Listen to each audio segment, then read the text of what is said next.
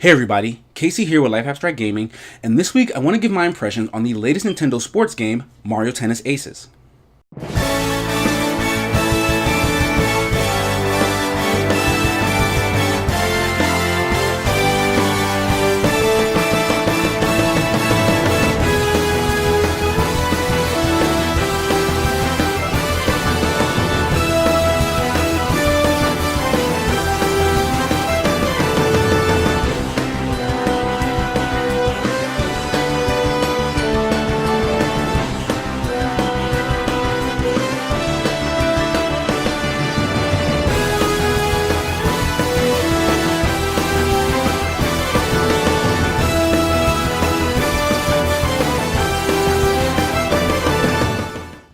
The Mario Tennis series has been a long-beloved subset of Mario games that spawned the other sports titles like Mario Golf and Mario Strikers. The very first game was Mario's Tennis for the Virtual Boy, Nintendo's famously failed virtual reality home console. But luckily the franchise survived, and almost every major Nintendo console has had its own Mario Tennis titles since.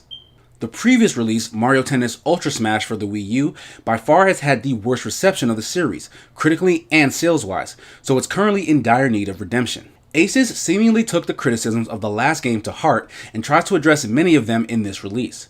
One of the biggest issues was the lack of any kind of single-player progression. This time around, the game throws you immediately into an adventure mode, with set-piece cinematics and an actual story. Per usual, the plot of a Mario game is both ridiculous and forgettable, but the text dialogue between some of the characters can produce a chuckle every now and then. I found the actual mode to be a mixed bag though. The different challenges you face range from fun to annoying. The same goes for the boss battles, and once the difficulty starts to rise over the course of the story, even the fun you were having starts to wear thin. A lot of the harder matches start to come off as just plain unfair, with gimmick courses stacking more and more odds against you. I will say that if you power through completing all the story as well as the side challenges, it actually functions as a pretty intensive tutorial that will absolutely make you much better at the game. There are deep, layered mechanics in this colorful tennis game that quickly separate a novice from a seasoned veteran.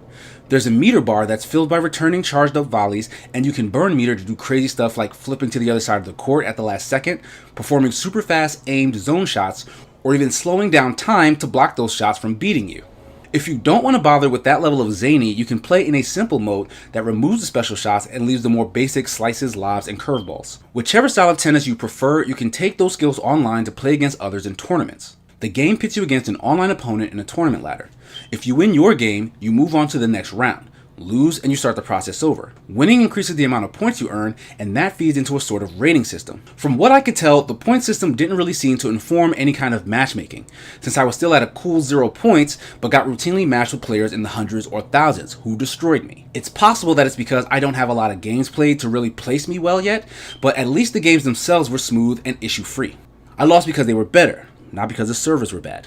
The online tournaments are definitely where you'll spend most of your time, and you can do them co-op as well. The rest of the menus are just different variations of online or local play against friends or the wider world, with the option to use the hazard courts or regular ones with standard or simple rule sets. But the last unique way to play is Swing Mode. Swing Mode takes advantage of the motion control functionality and lets up to 4 players relive the glory days of Wii Sports. As a novel party game, it's definitely fun, and it's a lot more in-depth than you'd think. Though the characters move automatically, you can actually control them yourself as well. You also have to time your swings to control how far the return will go to the left or right. Choosing to hit early or late could be a conscious decision to affect positioning. They even added the ability to challenge sketchy in or out calls, which is an extra layer of tension to what can already be a hilariously stressful match. Mario Tennis Aces does its best to deal with what the last game lacked. While it's still not a perfect game, overall, the core gameplay experience damn near is. Tennis has arguably never been more fun on a console.